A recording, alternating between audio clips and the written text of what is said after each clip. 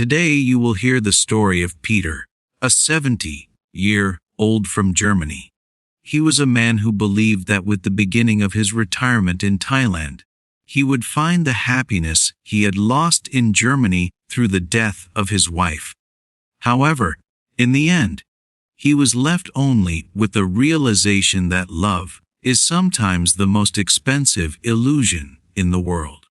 Stay tuned until the end, because then you will find out what Peter really lost and what you can learn from it so that you do not have to suffer a similar fate. This is his story. Let's go. My name is Peter, I am 70, and I come from a small village near Rosenheim in Bavaria. My life was never spectacular, but it had structure, shift work, the warehouse, the forklift, and then home to my wife and my son. For 40 years, it was one and the same, honestly earned money and honestly worn out bones. Then, in 2009, my wife Karen died of breast cancer. From then on, the house was too big, the table was too empty, and every day was too quiet. My son had long since moved out with his own family and his own life. We talked on the phone sometimes, politely but distantly, like two strangers who remember old times and yet do not get along. At 64, I took early retirement with deductions. I just wanted to get out of the warehouse. At first, I thought that was freedom, but after a few months, it became empty and eerie. No rhythm, no task, only the television, microwave meals, and silence. One evening, I got stuck watching a YouTube video. A man my age on the beach in Thailand, a young, attractive woman by his side, both laughing as if it were the most normal thing in the world. He spoke of the simple life, of the happiness that the sun, sea, and affection bring. I clicked replay. Then again, and eventually, I thought, could I not be this guy? I did not deliberate much longer and sold my house, paid off the remaining debt, and withdrew my savings. After everything that was left, I had almost 85,000, my whole life in numbers. In the autumn of 2022, I booked a one-way ticket to Bangkok. No return flight, no plan B. Only the hope for a better life. In January 2023, I was on the plane heading to Thailand. When I opened the door of the arrival hall in Bangkok, the air hit me like a blow, hot, humid, and damp. This combination suddenly made me feel alive again. I rented a small hotel room a bit outside the action, ate noodle soup on the roadside, talked with other Farangs, and every night, I listened to the city breathe. Here, no one asked what or who I used to be. I was simply there, an old man among millions and yet somehow free. In a bar, I met Ronnie, an old guy from the Ruhr area in Bochum, who looked like Santa Claus after too many years of sun and beer. He grinned and said, "Bangkok is loud, kid. If you want it quieter, go to Pattaya. It is especially cheaper, but do not fall in love. That would be your downfall." I laughed and only understood later how right he was. 2 weeks later, I was in a minivan to Pattaya. I thought my second life was finally beginning. I had rented a small apartment in Jomtien, a quiet side street far from the bright neon lights, but close enough to smell the sea when the wind was right. It was not very large, but it had a small kitchen and a balcony. It was 8,000 baht a month, around 200. Not much comfort, but for me, it was paradise. I lived simply, coffee on the balcony, walks on the beach, street food, and a few beers in the evening in various bars. I spoke with other expats and a few women, but the conversations always remained on the surface. Deep down, there was this hole that even the sun, the sea, and paid love could not fill. And then I saw her. She sat every afternoon in front of a small massage parlor, about 10 minutes from my apartment. A plastic chair, a bottle of iced tea, a phone in her hand. I passed by there almost every day, and each time she looked up, smiled briefly, and nodded. Not an exaggerated smile, not a forced look, just warm. Honest, I thought. After a few days, I stopped. "Sawasdee crab," I said awkwardly. She laughed, that soft, unobtrusive laugh that stays in your ears. "You walk here every day, you shy?" she asked. I shook my head and grinned, and so it began. Her name was Nin, actually Nintara, but hardly anyone called her that. She was 38 years old and from Buriram, a poor province in northeastern Thailand. Her mother was sick, and her niece lived with her. Her father had disappeared early. She did not tell me this to get pity. She spoke calmly, as if that were simply her life. And maybe it was exactly that which captivated me. No drama, no mask, only gentleness and honest eyes. She worked in the massage parlor, but not the other kind, as she emphasized. Only massage. No boom boom, she said and grinned. I believed her, or I wanted to believe her. 2 days later, I went inside for the first time. She massaged me, spoke softly, and asked if I had a family. I told her about my wife who had died of cancer, and that my son lived far away. She briefly laid her hand on my arm and said, "You have kind eyes, P. You good man." And in that moment, something was different. After the massage, she said, "I'm free Monday. You want eat Thai?" I nodded. She smiled, wrote her number on a slip of paper, and pressed it into my hand. A piece of paper that was to change my life forever. On Monday, we met at a street stall behind the market. Somtam, grilled chicken, plastic chairs, just the two of us. She ate with her fingers, laughed at my facial expressions from the spicy food, and wiped the sweat from my forehead with a napkin. So natural, so close, that I felt like a human being again, not like a tourist, not like an old man, but like someone who deserved a second chance. We began to see each other regularly. She came by after work, brought food, cleaned my kitchen, and put flowers in an empty beer bottle I had left from the night before. I asked why she did that. She shrugged her shoulders. "Because you alone, same me." I should have known that this gentleness was dangerous, but back then, I only wanted to believe that she was real. Soon she came by regularly. She cooked, laughed, and tidied up, as if she simply belonged in my life. I had forgotten how beautiful it is when someone asks in the evening, "How was your day?" I remember. At the end of March, she stayed overnight for the first time. No show, no business, just closeness. I called her my little sunshine. She called me Peter, Big Brother Peter. And for the first time in years, I felt young again. A few months later, we talked about a common future, about a small house, a dog, maybe our own street stall.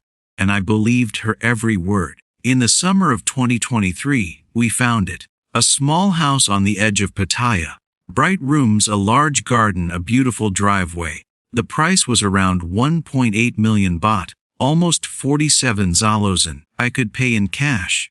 She explained to me that foreigners are not allowed to own land in Thailand. "I put in my name," she said. "We live together. I never leave you." I should have said no, but who wants to show mistrust when they feel love? We furnished everything: furniture, a large bed, curtains, a TV.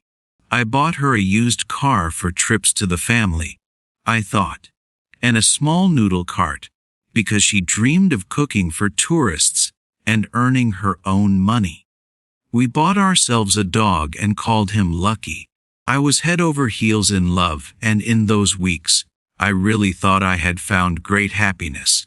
One morning, she got up early, made breakfast for both of us, and hummed softly to herself. After breakfast, she suddenly stood up and said she had to go to Buriram. Her mother was sick, only for one night.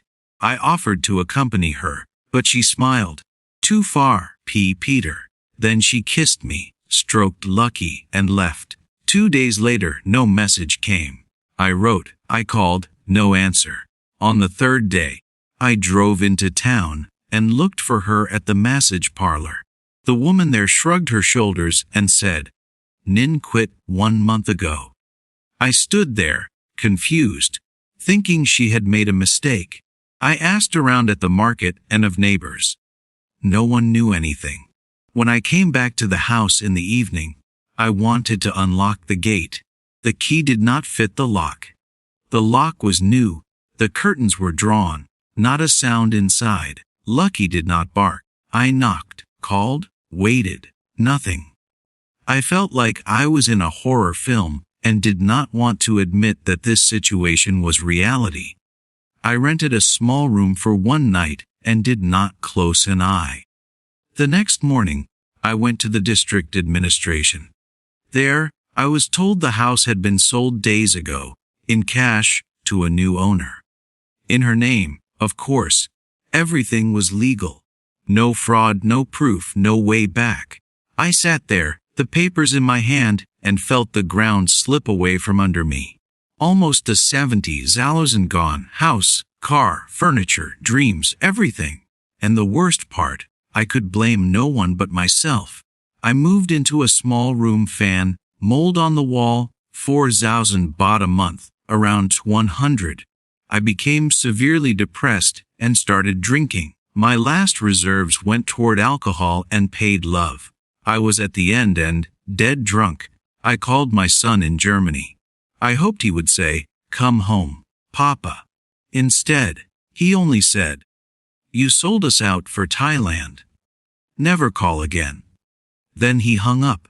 That was the moment when I understood that I had not only lost my money, but also the rest of my family. I stopped drinking. I had to, otherwise I would have perished. After a few weeks, I found a room in Chonburi. Small, clean, 6,000 baht a month. Today I live on my German pension, almost 1,500. It sounds like a lot, but after fees, health insurance, and the luxuries of past days, it is just barely sufficient. Sometimes I help other retirees understand forms or accompany them to immigration. A small favor here, a few thousand baht there. That is how you keep your head above water. In the evenings, I often sit in the small bar on the corner, drink a soda with ice, and listen. Many men tell the same story, only with different names. One says in Thailand, you do not just lose your money, but also your pride. I nod and remain silent. I live quietly, almost invisibly. No more big dreams, no trust, only the sea, the heat, and the realization that you cannot escape yourself. Today, in the autumn of 2025, I am still here. Thailand is beautiful, but not for dreamers. I get up early, go to the beach, and watch the sun rise over the water. Sometimes I think of Nin, of Lucky, of the house with the colorful curtains. Then I feel that sting in my chest, not out of anger, but out of disappointment. I lost over 80,000, my second great love, my home, my dog, my family. But what I really lost is trust in others, and, above all, in myself. If you ask me today whether I regret everything, I say yes and no. Because somewhere between illusion and pain, I understood that what I was looking for was not in Thailand, but was missing within myself. That was the story of Peter. A man who believed love could heal what loneliness had destroyed. But in Thailand, he learned that love is not a promise. It is a risk, and sometimes the most expensive feeling you can enter into. But one thing is important for me to say, not all women in Thailand are like this. There are honest, loyal, warm-hearted people here. But also many who act out of necessity, out of poverty, out of fear. In Peter's story, it is not about guilt, but about trust, and what happens when you give it away blindly.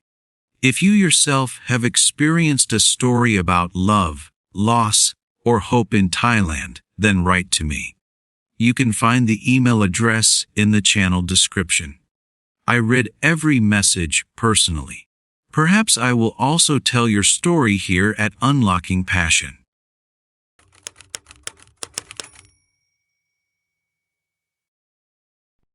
Yet today, everything is different. This is no ordinary episode but a special edition, because this time we are not hearing the story of a man who was cheated on or abandoned in Thailand, but rather today we hear the story of a woman who went through the same thing but stood on the other side of the abyss. A story that began like a dream and ended in a nightmare she never thought possible.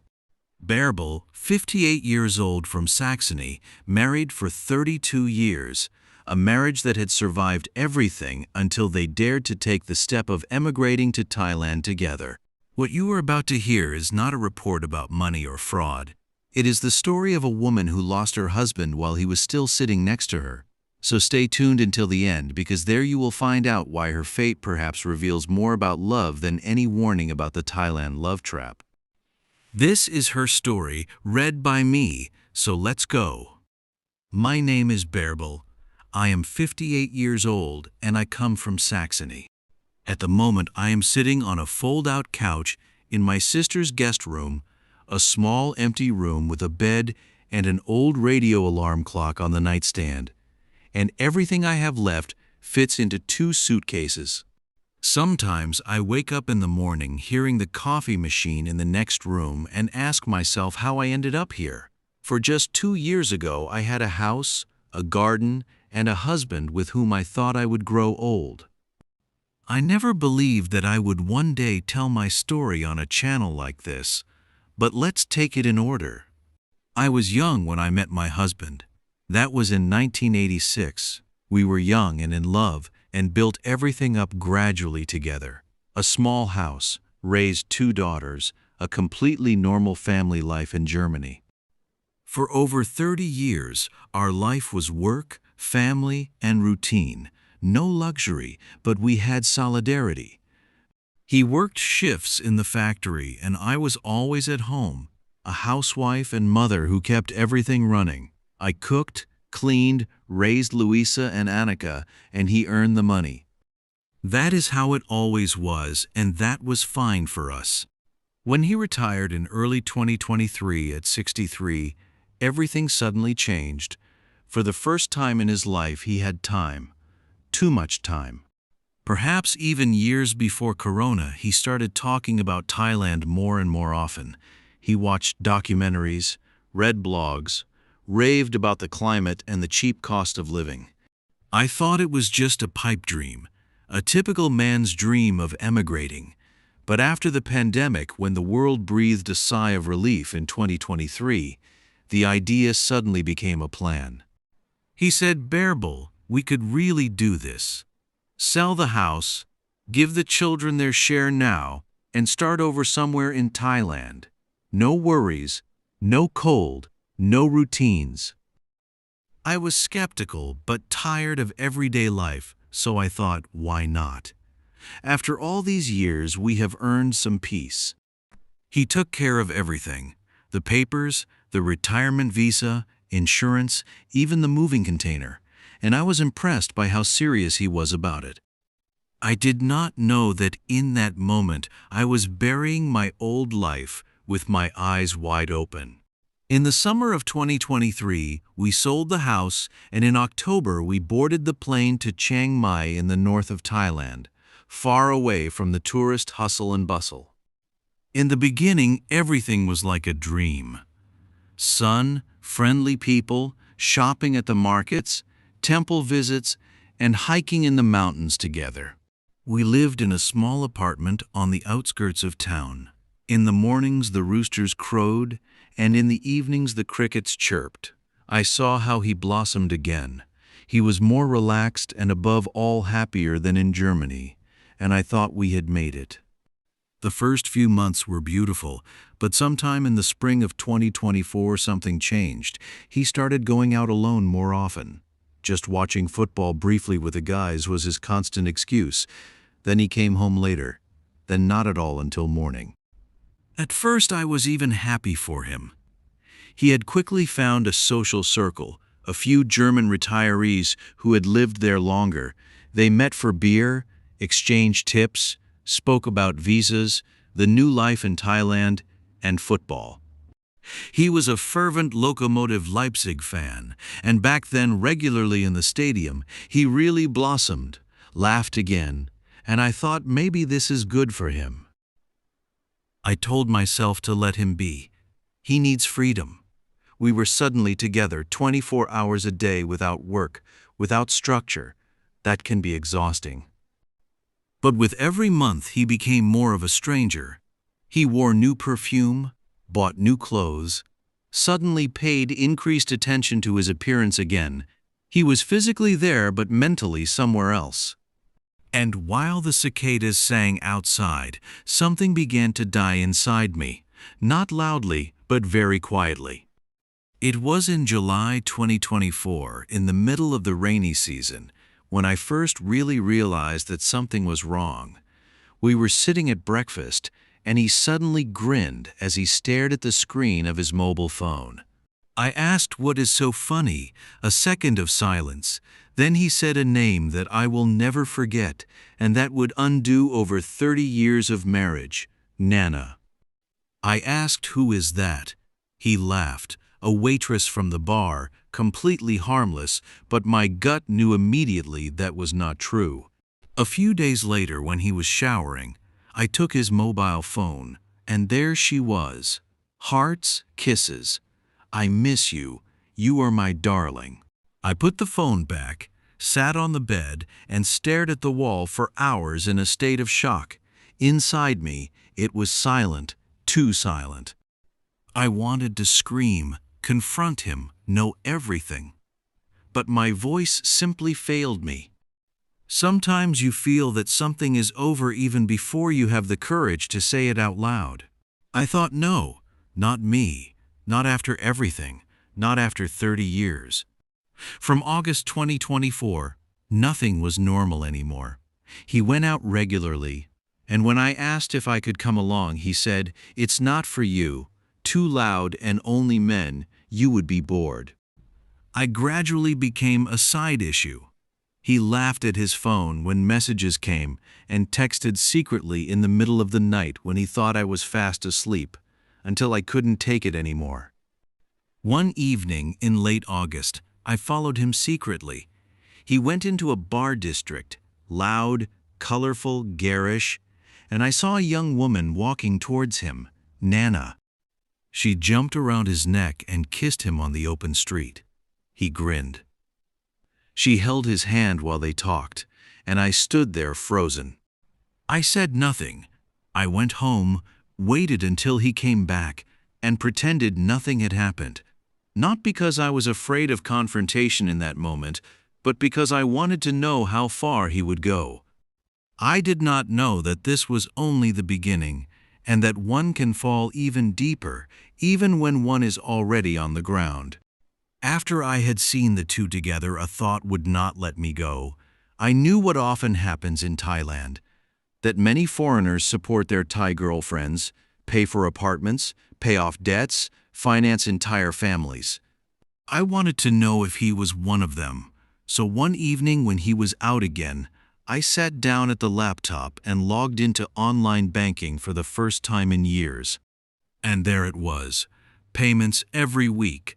10,000 baht here, 30,000 there, sometimes 100,000 at once, always to the same name, Nana. I sat there for hours and stared at the screen. I felt hot and cold at the same time. I broke out in a sweat. When he came home late in the night, I put the printouts on the kitchen table. He looked at them, was silent for a moment, and then said, "I am only helping her a little bit. She wants to build something of her own. Get out of the bar." I did not answer. I simply stood up and went into the bedroom. He spent the night on the couch in the living room.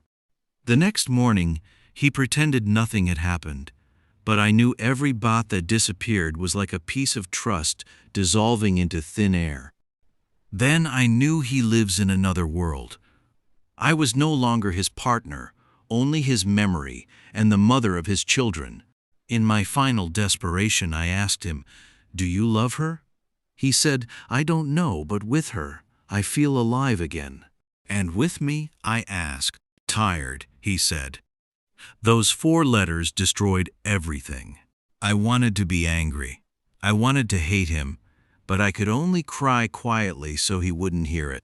I didn't want to give him the last trump card that evening. Nevertheless, I tried to win him back.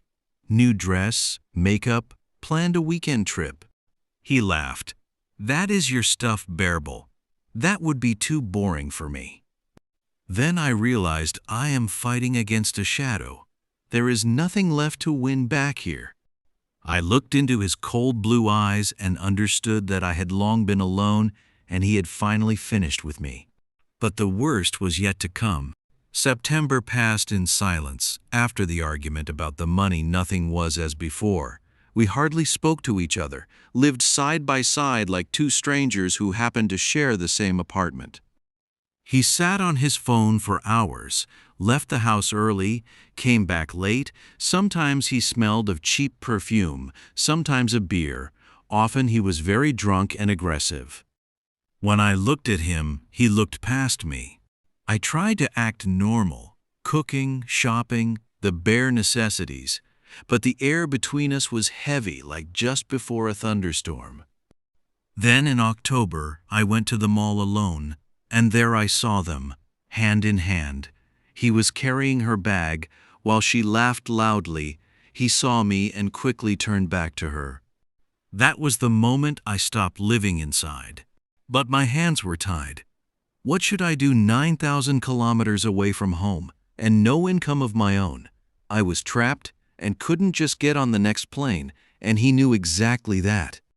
A neighbor, another German who knew about my problems, later told me that Nana has long had a boyfriend of her own, a Thai man.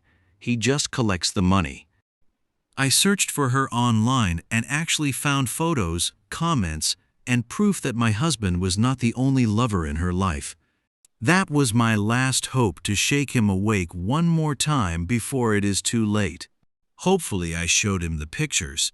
He only said, "You don't know her." That doesn't mean anything.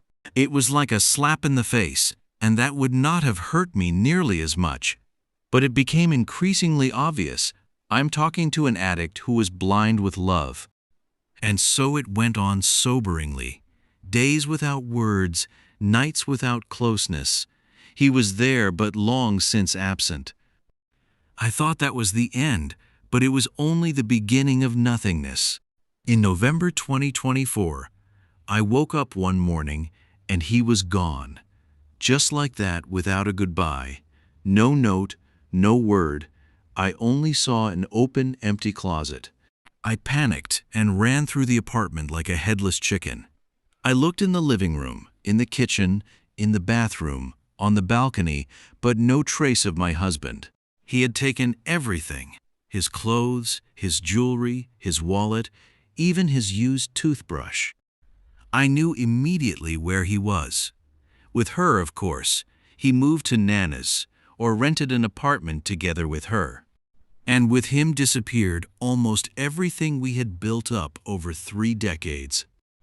I sat down at the laptop, wanted to log into online banking, but the password had been changed. I tried everything, but access was blocked. The account was no longer mine. The life we had shared now belonged to him and her. I had no money left, not for rent, not even for food. I sat there between open suitcases and suddenly understood what it means to be truly alone. I tried to call him. He didn't pick up. I wrote him on WhatsApp. He didn't answer. A day later, he finally picked up. My voice trembled.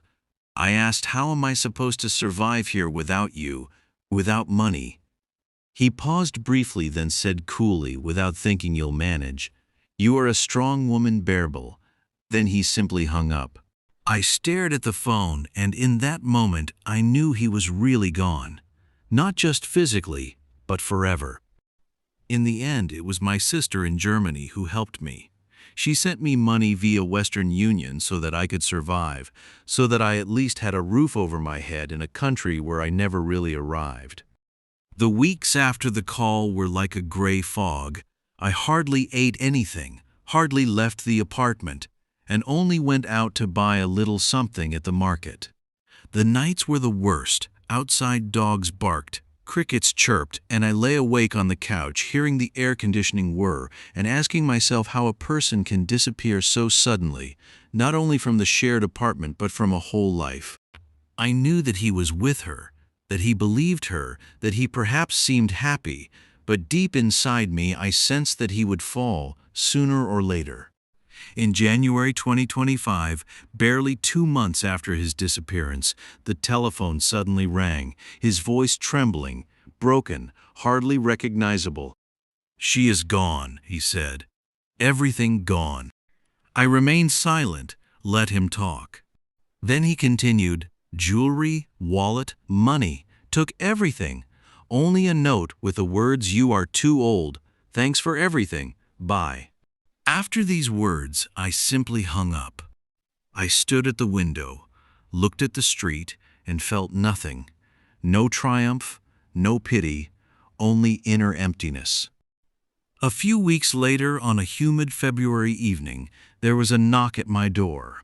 He stood there emaciated, face sunken, his gaze empty. He said, "I am sorry."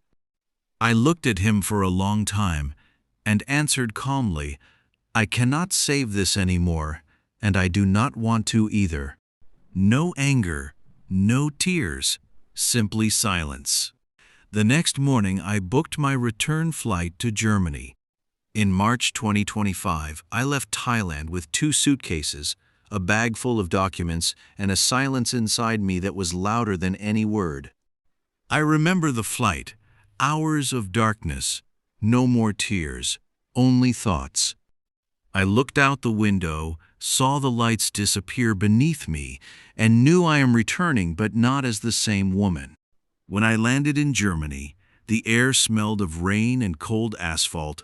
I stood at the airport, saw families falling into each other's arms, and yet felt free. My sister picked me up later. She said nothing, just took me in her arms and didn't let go for a while. I moved into her guest room, a fold-out couch, white walls, an old radio alarm clock on the nightstand, exactly where my story had begun. I didn't tell my daughters anything for a long time. I didn't want to burden them, not so that they would be ashamed of their father or feel pity for me. Only when I was back in Germany did I tell them everything.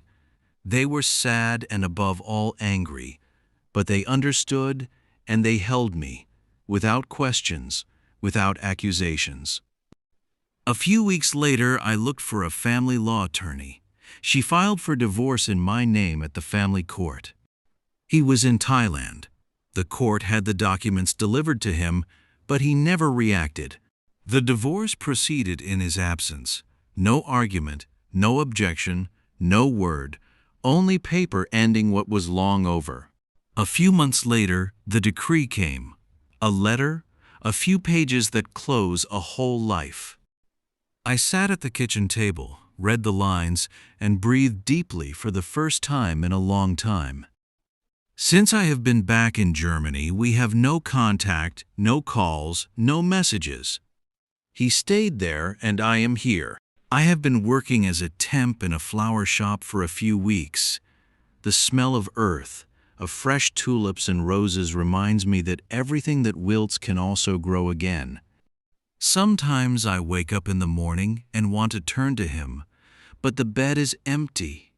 Yet the pain does not stay so long anymore. It comes and goes.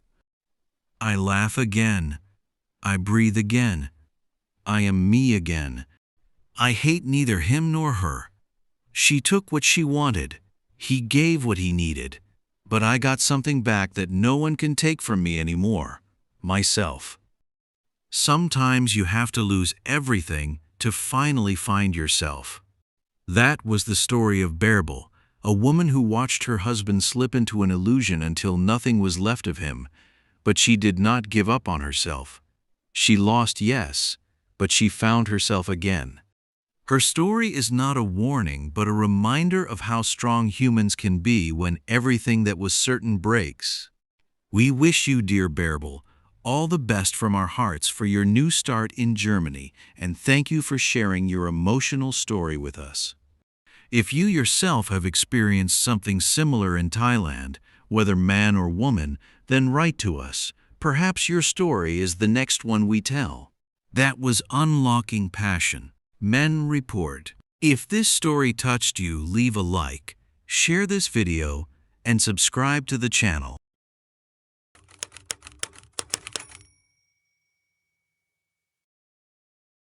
Daniel Woomore believed he had found a cultured partner who valued him for who he was, rather than what he could provide.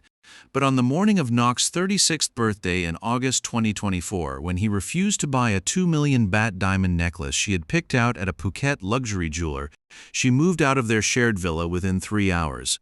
She took jewelry worth 80,000 pounds, electronics, his car keys, and his feeling that genuine affection existed anywhere in his new Thai life. The villa felt cavernous and wounded when Dan returned from the market that afternoon. Nok's clothes had vanished from the closets. Her toiletries had been cleared from the bathroom. The jewelry he had gifted her over 18 months, a collection he valued at around 80,000 pounds, was gone, along with his laptop, his camera equipment, and oddly the spare keys to his Toyota Fortuner, which sat locked in the driveway while the main keys were missing. On the dining table lay a handwritten note in English. "You never really loved me. You just wanted to control me with money. I deserve better than a stingy man who pretends to be generous. Do not try to contact me." Dan immediately tried to call her. The number was disconnected. He checked her social media and found he had been blocked on all platforms. He contacted mutual acquaintances and asked if anyone knew where Nok had gone. Most claimed ignorance, though one woman finally admitted that Nok had been planning this for weeks and already had a new sponsor lined up in Bangkok. But this story does not begin with a refused birthday gift and an emptied villa. It begins 20 months earlier in a Phuket rental office where a recently arrived British retiree met a woman who seemed like the answer to decades of loneliness, failing to realize that her cultured presentation was itself the first element of a carefully designed extraction strategy. Daniel Woomore arrived in Phuket, Thailand, at the age of 58 in late December, carrying 2 suitcases and about 420,000 pounds in liquid assets he had accumulated through decades of hotel management work across Europe. His career had been respectable but exhausting, involving years of moving between Manchester, Barcelona, the Algarve, and finally back to Spain, where he had managed a boutique hotel in Marbella until he decided that 58 was old enough to stop working for others and start living for himself. Dan's personal life had been a series of relationships that faded rather than ending dramatically. Never married, no children. A few long-term partnerships that dissolved when career moves or simple incompatibility made continuing seem harder than separating.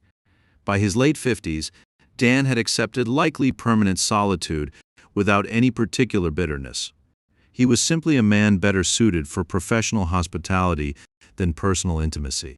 The decision to relocate to Thailand was practical rather than romantic. Dan had visited Phuket twice on holiday and appreciated its combination of infrastructure, natural beauty, and affordability. He sold his apartment in Marbella for 95,000 pounds, added that to his accumulated savings, and decided to enter semi-retirement in Phuket, where he eventually might open a small guest house. Something manageable that would provide structure without the stress of large hotel operations. Dan's arrival in Phuket was methodical. He spent his first month in a serviced apartment near Patong Beach, orienting himself with the island's geography and the expat community. He joined several Facebook groups for British expats, attended a few meetups in pubs popular with English-speaking foreigners, and began researching long-term rentals. By January 2023, Dan was ready to find a real home. He contacted a rental agency in Rawai specializing in properties for long-term expat residents. The agency assigned him to view several options with a broker, And it was during this property tour that Dan met Noak. Noak appeared at the first property viewing as a friend of the rental broker, introduced as someone who could help with Thai language documents and local connections. She was attractive in an understated way, elegantly dressed in designer clothes that suggested wealth rather than tourism industry employment. Her English was excellent, her manner confident without being aggressive. "British?" Noak asked during the viewing. "I love British culture. So polite, so cultured, not like Americans who are always loud." Dan smiled at the flattery, explaining he was originally from Manchester but had spent most of his career in Spain in hotel management. Noak had apparently been briefed by the rental broker. "Very impressive career," she said. "You must be very organized and professional." They viewed 3 properties that afternoon. Noak offered opinions on each. "This one had bad water pressure. That one was too far from good restaurants. The third was overpriced for its condition." Her insights seemed genuinely helpful, rather than intrusive. When Dan selected a 2-bedroom villa in a quiet Rawai neighborhood for about £900 monthly, Noak offered to help him navigate the lease agreement and set up utilities. "Thai paperwork can be confusing for foreigners," she explained. "I'm happy to help as a courtesy. British people helped me when I studied in London, so I like to return the kindness." Over the following week, Noak was indeed helpful, translating contract terms, accompanying Dan to utility offices, and recommending reliable services for the internet and furniture rental. She declined payment for this help, insisting it was simply a neighborly welcome. But she accepted Dan's invitation to dinner at a beachfront restaurant as a thank you for her time.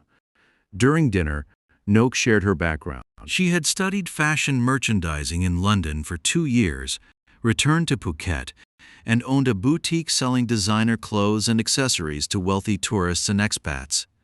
She had been briefly married to a Thai businessman in her 20s, but was now divorced and focused on her business and personal independence.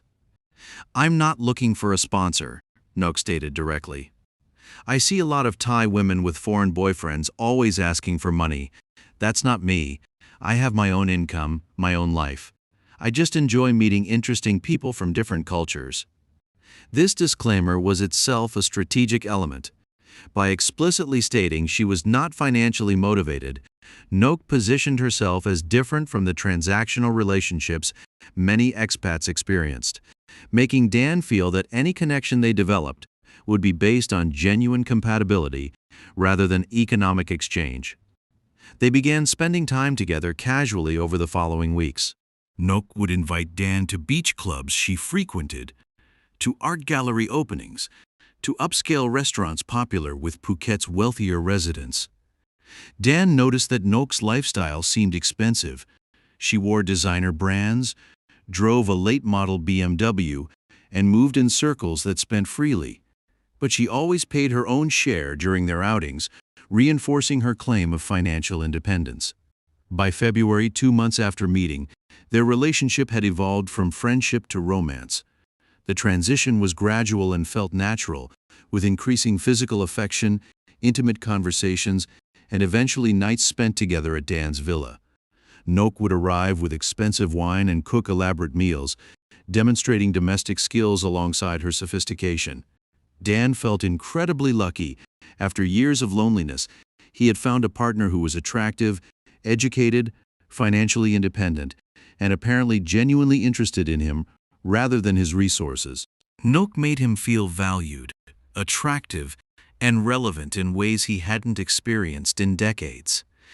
In March, Noak suggested they should live together. "I spend most nights here anyway," she noted, "and my apartment lease is expiring. It makes sense to share expenses and actually build a life together instead of maintaining separate households." Dan agreed enthusiastically.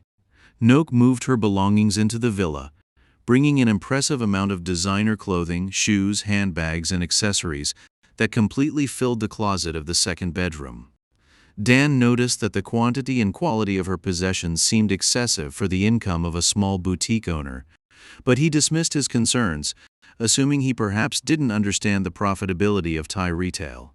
Living together, Dan began to observe Noak's actual lifestyle more closely.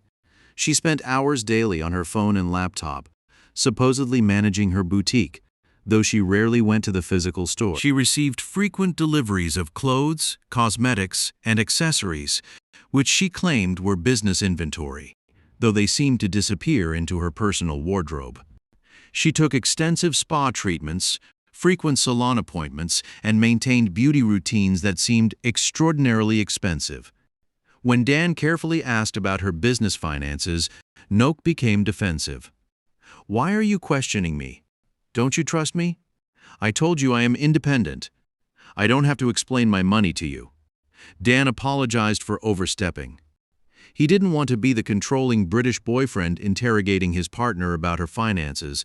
If Noak claimed she could afford her lifestyle through her boutique income, he should take that at face value. But gradually, Noak began introducing financial requests, always carefully phrased, always with apparent reluctance, always accompanied by an emotional justification that made refusal seem cruel or stingy. The first significant financial request came in April, 4 months into their relationship. Noak mentioned that her boutique needed renovation.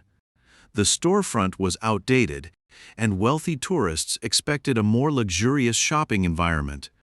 The renovation would cost about 150,000 baht, roughly 4,000 pounds, and while she had some savings, she was short about 50,000 baht.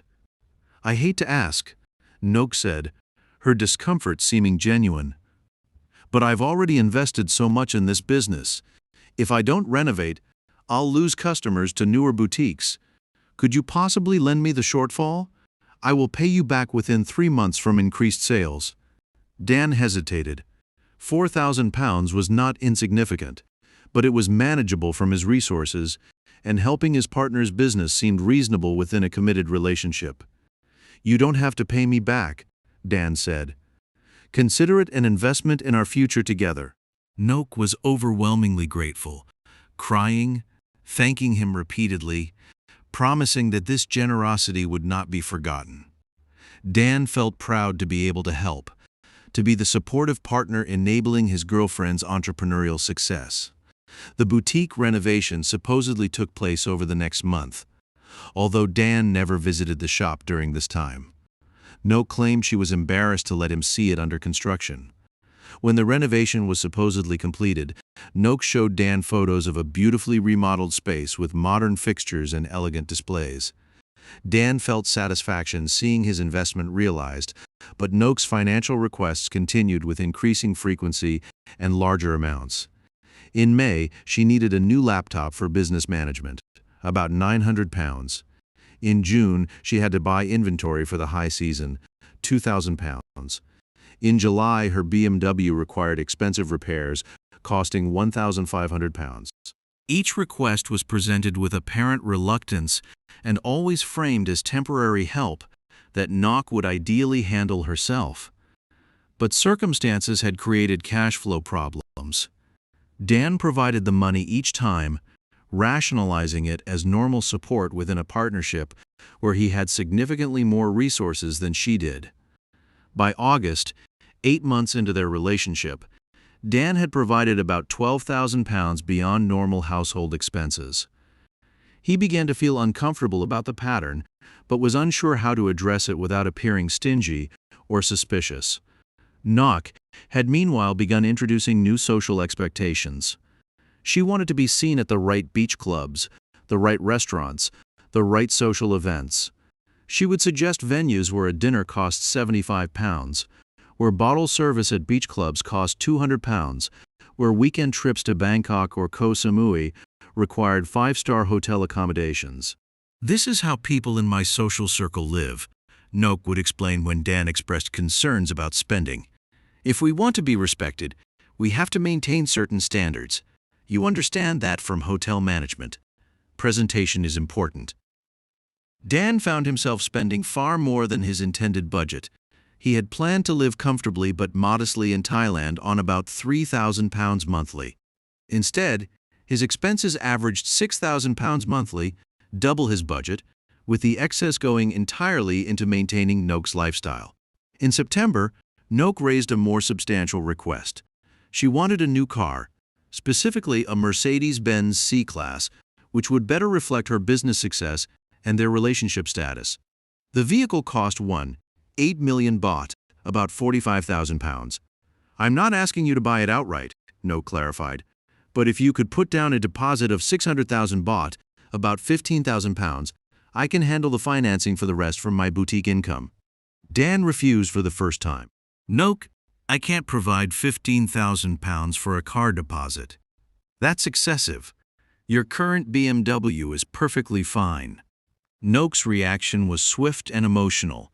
She became cold and distant, spent days barely speaking to Dan, slept in the second bedroom, and made pointed comments about his age and lack of commitment. "I thought you cared about me," Noak said during an argument, "but you only care about your money. You want me to look cheap, to drive an old car, to be embarrassed in front of my friends. You don't respect me." The accusation of not respecting her was particularly cutting. Dan prided himself on being respectful, considerate, and supportive. Being accused of the opposite felt like a fundamental mischaracterization. He tried to explain his perspective, that 15,000 pounds for a car was beyond reasonable, that he was already supporting her significantly, and that love shouldn't require constant financial proof. But Noak framed every refusal as an emotional rejection rather than financial prudence. "It's not about the money," she would insist. "It's about showing that you value me. Other men buy their girlfriends nice cars, but I have to beg and then get a no." Finally, worn down by the emotional manipulation and wanting to restore peace, Dan agreed to pay the deposit. The money was transferred, the Mercedes was purchased, and Noak was cheerful, affectionate, attentive, and grateful once again. Dan told himself this was a one-time major expense and that things would stabilize now. They did not stabilize. The Mercedes became a new benchmark for lifestyle expectations. If Dan was willing to contribute 15,000 pounds for a car, he could certainly provide for other corresponding expenses. Noak began demanding jewelry. A Cartier bracelet for 850 pounds, diamond earrings for 1,700 pounds. She wanted weekend trips to luxury resorts costing 1,000 pounds per weekend. She wanted designer handbags, Louis Vuitton, Gucci, Hermes, each costing between 1,000 pounds and 2,000 pounds. Dan found himself in a pattern he couldn't escape. Refusing any request triggered emotional punishment, coldness, accusations, and threats to leave. Providing the money bought temporary peace and affection, but the next request would arrive within days or weeks, each larger and more expensive than the last. By December, a year into their relationship, Dan had spent about 80,000 pounds beyond his intended budget. 68,000 pounds directly on Noak's requests and expenses, plus 12,000 pounds in elevated lifestyle costs to maintain the social presentation Noak demanded. His 420,000 pounds nest egg had shrunk to about 320,000 pounds. At this rate, Dan calculated, he would deplete his resources within 3 years. The guesthouse dream became increasingly unrealistic. The capital required for that investment was being consumed by Noak's lifestyle maintenance. Through early 2024, Dan's financial situation continued to deteriorate while Noak's expectations escalated further. What had begun as occasional help had turned into complete financial dependence. Noak contributed nothing to household expenses, paid for none of her personal purchases, and expected Dan to fund her increasingly expensive lifestyle without question or complaint. Dan tried several times to establish boundaries. He suggested they needed to reduce expenses, that his resources weren't infinite, that perhaps Noak should contribute more from her supposedly successful boutique. Every attempt triggered severe emotional reactions. "You're trying to control me with money?" Noak would accuse. "You want me dependent and powerless. That's what all foreign men do. They pretend to be generous, but they really just want to own Thai women."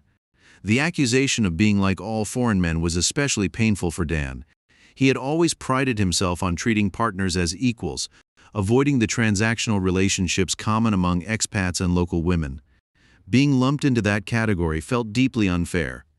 Noak also began using social pressure more explicitly. She would invite other couples to dinner, expats with Thai partners, and make pointed comments about what the other women received from their boyfriends. Sarah's boyfriend bought her a beachfront condo in Kamala. Noak would casually mention, "She is so lucky to have a generous man who truly values her." Or, "Did you see Ploy's new Rolex?" Her husband surprised her for no reason, simply because he loves her. The implications were clear. Dan was falling short in comparison to other expat men. His financial support was inadequate. His love was questionable because it wasn't sufficiently expensive. In March 2024, Noak introduced her most ambitious request yet. She wanted to relaunch her boutique with a major expansion, moving into a larger space, significantly increasing inventory, and hiring staff. The required capital was 2 million baht, about 48,000 pounds. "This is an investment in our future," Noak explained. "Once the business is successful, I'll have real income. I won't have to ask you for money anymore. This is the solution to all our financial tension." Dan was skeptical.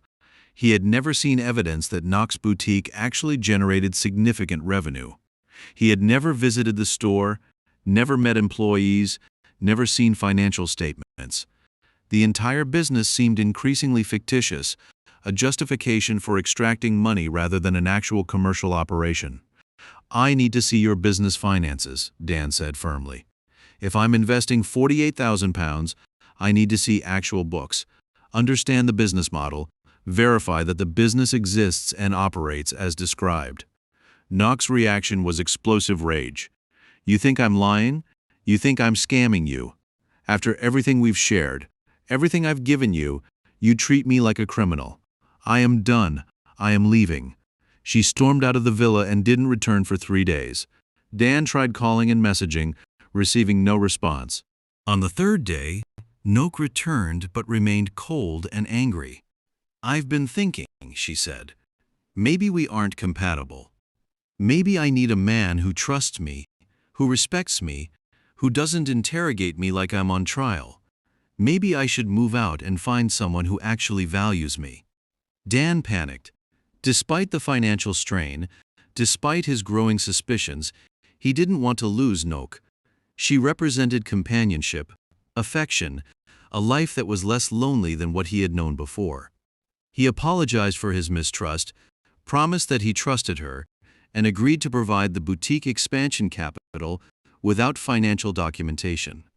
The 2 million baht was transferred in April. Noak was cheerful and affectionate again, promising this investment would change everything, that within 6 months her business would be self-sustaining, and Dan would see a return on everything he had provided. Months later, by October, Dan had seen no evidence of business expansion, no returns, and no change in Noak's financial dependence.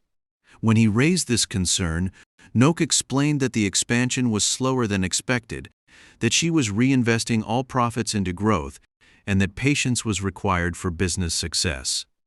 By this point, Dan had spent about 130,000 pounds on Noak beyond his normal living expenses. His remaining assets were about 270,000 pounds. He had gone from comfortable retirement to financial insecurity in less than 2 years. His daughters in England, 2 from a relationship in his 30s, had become worried when Dan mentioned his new relationship and his spending. They urged him to be careful, to protect his assets, to ensure he wasn't being exploited. Dan resisted their concerns, insisting they didn't understand his relationship or Thai culture.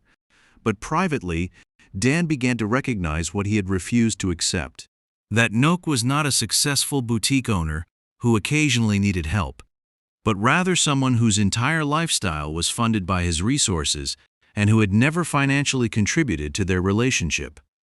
The final turning point came in August 2024, as Noak's 36th birthday approached.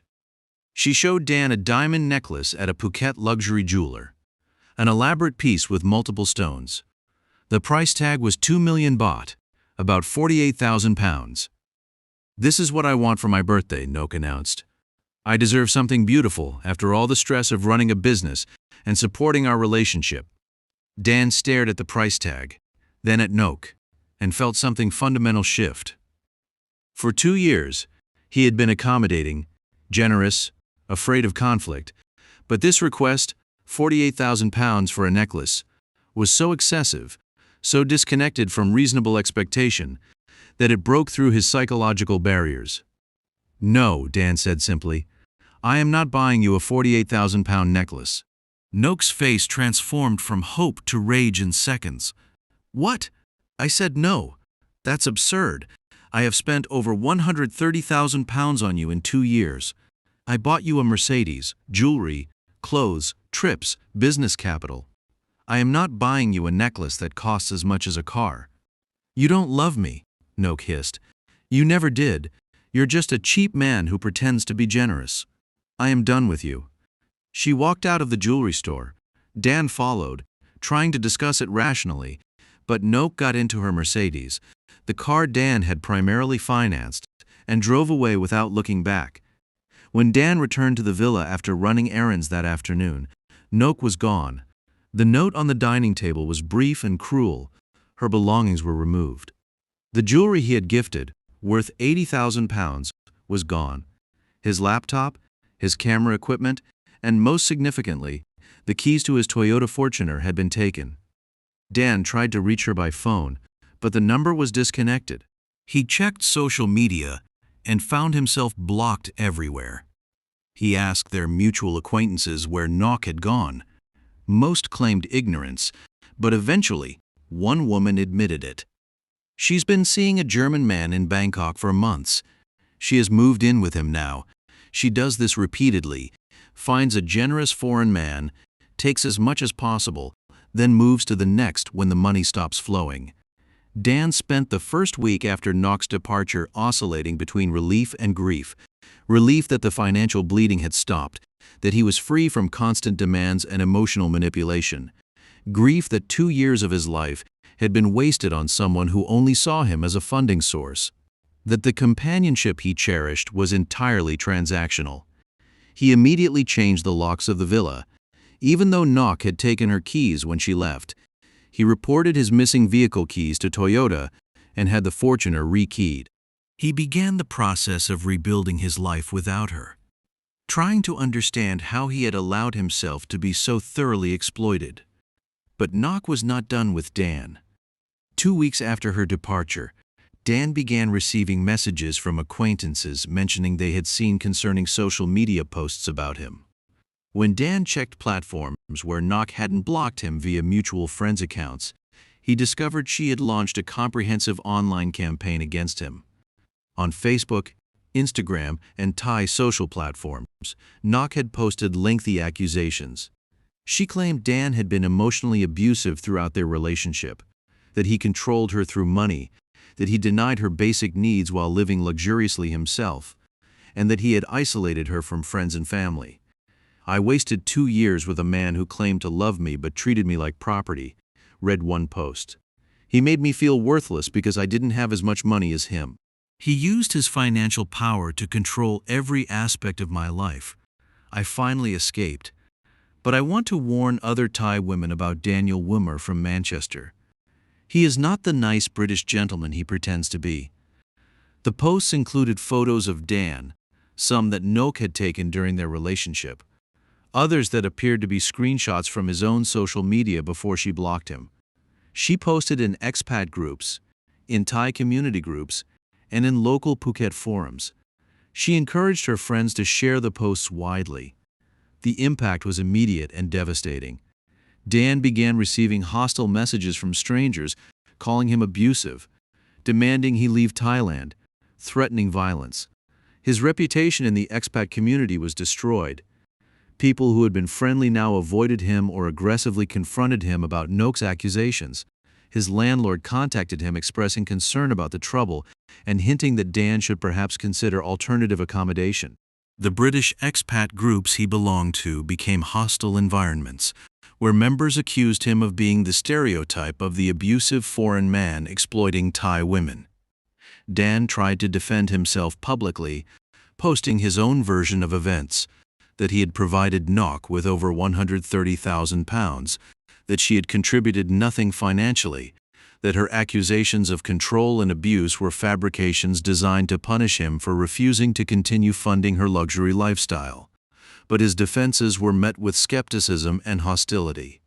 Of course he claims she used him, commenters wrote. That's what all abusive men say when Thai women escape their control. The narrative was established. Rich British man uses money to control poor Thai woman. She finally finds the courage to leave. He retaliates by claiming she was a gold digger. The situation escalated further when Nok filed a report with the Thai police, claiming Dan had abandoned her and left her destitute and homeless after making promises of financial support. The report was essentially a false statement, but created legal complications for Dan's visa renewal. His retirement visa extension, due for renewal in September, hit obstacles. Immigration officials questioned him about the police report, about his relationship with Nok, and about allegations of financial abandonment. Dan had to hire a lawyer to navigate the situation, spending an additional thousands of pounds to protect his visa status. The lawyer explained that Nok's strategy was sophisticated. She is creating legal and social pressure to force you to pay her off to make the problems go away. Many Thai women know that foreign men will pay substantial amounts to avoid visa issues, social humiliation, or legal complications. This is essentially extortion through reputation destruction. Dan refused to pay. Doing so would validate Nok's accusations and encourage her to repeat the pattern. But the refusal meant enduring months of social and legal harassment while his reputation lay in ruins and his visa status remained precarious. Through October and November 2024, Dan focused on legal defense and reputation management. His lawyer worked with the British Embassy to document the actual financial dynamics of the relationship. Dan provided bank statements showing transfers to Nok exceeding £130,000, evidence that he had paid all household expenses, and documentation of the car and jewelry purchases. The lawyer also discovered that Nok had a pattern of similar relationships. She had previously targeted a German man in 2021, a Swedish man in 2019, and an American man in 2017.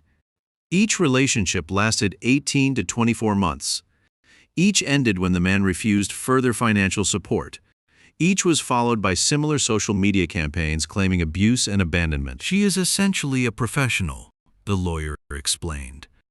She finds lonely expat men with resources, presents herself as cultured and independent to differentiate herself from obvious bar-girl relationships, extracts maximum money while maintaining the fiction of romance, and then moves to the next target when the current one stops paying. The social media attacks serve two purposes. They offer revenge against men who refuse to continue funding her, and they create a public record portraying her as a victim, which helps her attract the next target she wants to save from previous bad relationships. With the help of his lawyer and embassy support, the visa situation was resolved by December. Immigration officials reviewed the evidence and determined that Nok's claims were unfounded. The police report was marked as unsubstantiated. Dan's visa extension was approved, but his reputation remained damaged. Many in the expat community still believed Nok's version of events, or at least viewed Dan as someone who had exercised exceptionally poor judgment in choosing a partner. His social circle had shrunk to a small group of men who either knew Nok's history or had experienced similar exploitation themselves. By early 2025, Dan had relocated from Phuket to Khao Lak, a quieter coastal area 90 kilometers north. He wanted distance from the social environment where Nok's accusations still circulated, where he was still recognized and judged. Khao Lak offered anonymity and a simpler expat community, less focused on luxury lifestyles and social status. Dan rented a modest apartment for 18,000 baht monthly, about £450, and began rebuilding his financial and emotional stability. His remaining assets totaled roughly £250,000, enough to live comfortably if he maintained strict budgeting and avoided any romantic entanglements that could threaten his finances. The guest house dream was abandoned. Dan no longer had the capital required for that investment. And more significantly, he no longer had the energy or optimism to pursue it. Instead, he opened a small cafe in Khao Lak, a modest operation that required minimal investment, gave his days structure, and generated enough income to supplement his savings withdrawals. The cafe became his therapy and his purpose. He hired local staff, maintained reasonable prices, and built a reputation for good service and honest business practices. It wasn't the retirement he had imagined, but it was sustainable and meaningful in its own way. Dan joined an expat support group focusing on men who had experienced financial exploitation in relationships with Thai women. The group met monthly at a restaurant in Khao Lak, and Dan found grim comfort in the similarity of their stories. Successful Western men targeted by sophisticated women, spending enormous amounts in the belief they were building genuine partnerships, only to be discarded and often publicly destroyed when they stopped providing money. "The thing that bothers me the most," Dan told the group during one meeting, "is not the money. Yes, £130,000 is devastating. But what really hurts is that I truly cared about her. I wasn't trying to buy a girlfriend or control her. I wanted a partnership. I wanted companionship. I thought we had that." The realization that from her perspective it was entirely transactional, that I was never a partner but always just a resource to be extracted. That is what I can't get over. The group facilitator, a Canadian man who had lost similar amounts in a similar relationship, nodded. That is the real damage these women do. They don't just take your money. They make you doubt your ability to distinguish between genuine affection and a skillful performance. You lose faith in yourself, in relationships, in the possibility of authentic connection. The money can potentially be rebuilt. The psychological damage is permanent. Dan began warning newly arrived expats about sophisticated relationship scams. His message was specific. Beware of Thai women who present themselves as educated, independent, and financially stable, who explicitly claim they don't need your money, who have expensive lifestyles supposedly funded by their own businesses. These presentations are often more dangerous than obvious bar-girl relationships because they instill false confidence that the relationship is based on genuine compatibility rather than a financial transaction. Luxury was her language, and I never spoke it. Dan would tell men seeking his advice. She communicated love through expensive gifts, exclusive venues, designer brands. I thought I was being generous and supportive, but I was actually just funding her preferred lifestyle. And when I stopped, the relationship ended immediately because there was nothing else there. The love I thought we shared, it was just a transaction disguised as romance. By late 2025, Dan settled into his diminished but stable existence. His cafe operated successfully, providing about 25,000 baht in monthly profit, roughly £600. Combined with careful drawdown of his remaining savings, he could live comfortably enough if he avoided significant expenses. His relationship with his daughters improved slightly. They had been proven right in their warnings about Nok. And while there was some satisfaction in that validation, they were primarily relieved that their father had escaped without complete financial destruction. They visited Khao Lak once, spent a week helping Dan set up his new life, and left reassured that he was surviving, if not thriving. Dan learned through the expat gossip network that Nok had indeed moved to Bangkok with a German man, a 63-year-old retiree with a substantial pension income. The pattern was repeating: expensive dates, luxury purchases, social media posts showcasing a glamorous lifestyle.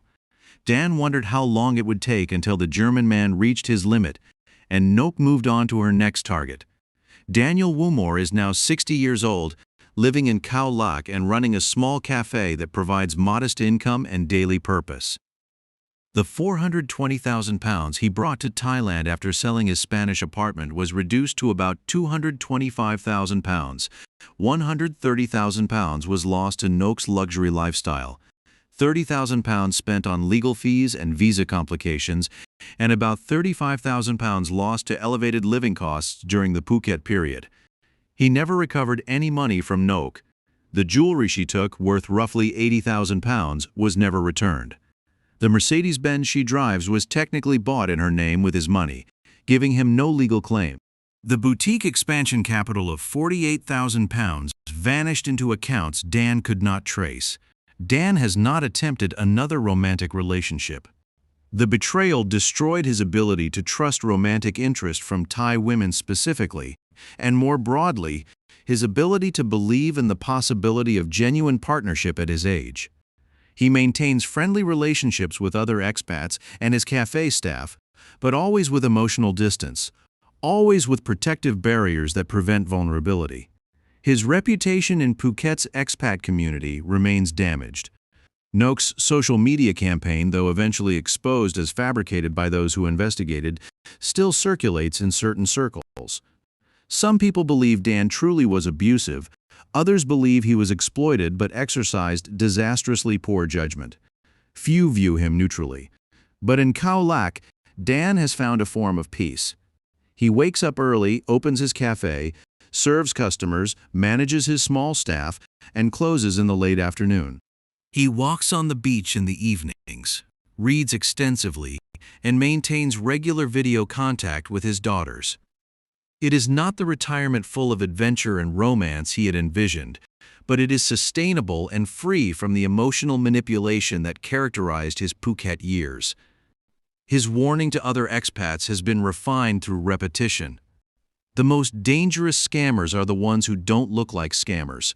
Nok presented herself as educated, independent, financially stable. She claimed to have her own business and income. She explicitly stated she wasn't interested in financial support. Those presentations were themselves the scam. They made me believe the relationship was based on genuine compatibility. By the time I recognized the pattern, I had already invested over £130,000 in 2 years of my life. Dan estimates that his public warnings have reached thousands of expats and deterred at least a dozen men from entering similar relationships. Several contacted him after recognizing elements of Nok's pattern in women they were dating. The gradual escalation of financial requests, the emotional manipulation upon refusals, the lifestyle expectations presented as normal within Thai culture. One Australian man thanked Dan specifically. "I was 3 months into a relationship with a woman who seemed exactly like your description of Nok, independent, cultured, claimed to own a business. She had just started asking for money for her store renovation. Your story made me hire a private investigator. It turns out she owns no business. She lives entirely off foreign boyfriends and has been doing so for years. You saved me from losing everything." These prevented losses give Dan a sense that his disastrous experience was not completely wasted. If his humiliation and financial destruction can protect others, perhaps sharing the story has redemptive value, despite the accompanying shame. When asked if he regrets moving to Thailand, Dan's answer is measured. "I don't regret seeking companionship and a new life. Those are legitimate desires. I don't regret failing to realize that Nok's expensive lifestyle was incompatible with her claimed boutique owner income. I do regret not insisting on verifying that her business actually existed and generated revenue. I regret interpreting her explicit claims of financial independence as truth rather than the first element of the scam. Most of all, I regret not realizing that someone who communicates love exclusively through expensive gifts and luxury experiences doesn't truly understand love. They understand transaction."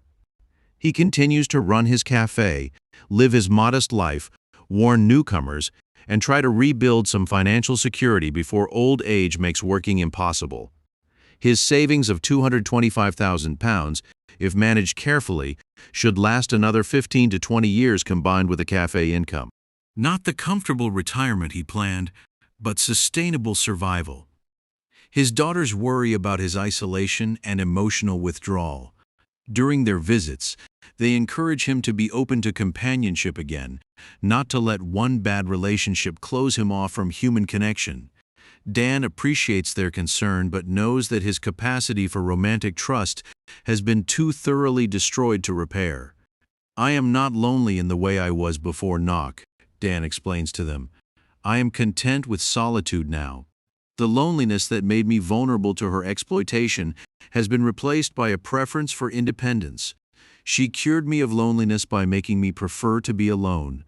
3 years after Knox's departure, Dan sometimes still sees women who remind him of her. Cultured, well-dressed, confident Thai women in their 30s. He feels no attraction, only caution and a kind of sadness for whoever might be funding their lifestyle. He wonders if Nok is still circulating through foreign men, still presenting herself as the exception to transactional relationships, while executing one of the most calculated financial extractions in the expat community. He learned through a mutual acquaintance that the German man in Bangkok lasted 14 months before cutting off Nok's funding. She immediately moved on to a Frenchman in Chiang Mai. The pattern continues and will likely continue until Nok ages out of attractiveness for her target demographic, or until she secures a man wealthy and naive enough to marry her and provide lifelong financial security. Dan's final message in his warnings to expats has become his signature conclusion. Luxury was her language, and I never spoke it. I thought expensive gifts and experiences were expressions of love, but they were actually her currency, the price of her presence, her affection, her companionship. When I stopped paying that price, she left immediately, because there was nothing else holding us together. Genuine love doesn't require luxury to prove itself. Genuine love exists in simple moments, shared values, genuine care. Everything else is just a transaction disguised as romance. Daniel Woomore survives in Khao Lek. A cautionary tale about the sophisticated exploitation that exists alongside the obvious scams targeting expats. His story is shared in support groups, in warning forums, in conversations among older expats who recognize the pattern and want to protect newcomers from similar destruction. He exists in the permanent aftermath, not completely broken, but permanently changed by the experience of believing he had found a genuine partnership, only to discover he had been funding a luxury lifestyle performance. The man who arrived in Phuket seeking a peaceful retirement and loving companionship is gone, replaced by someone more cautious, more isolated, and acutely aware that not all exploitation looks like a scam, and not all scammers look like criminals. His cafe continues to operate. His savings slowly dwindle. His daughters maintain dutiful contact, and Daniel Woomore lives with the knowledge that £130,000 bought him nothing but an expensive education on the cost of believing that sophistication means authenticity, that explicit claims of independence prove actual independence, and that luxury lifestyle compatibility can replace a genuine emotional connection. The price of affection, he learned too late, is sometimes everything you have. And the woman who seemed different from all the others was different only in the sophistication of her extraction strategy, not in her fundamental motivation. The end. If this investigation resonated with you, please subscribe to our channel for more documentary revelations about sophisticated relationship exploitation, the difference between obvious scams and calculated extraction, and the real tactics used to separate successful men from their retirement savings. Understanding these patterns could protect you or someone you care about from the devastating destruction that consumed Daniel Woomore's peaceful retirement dream.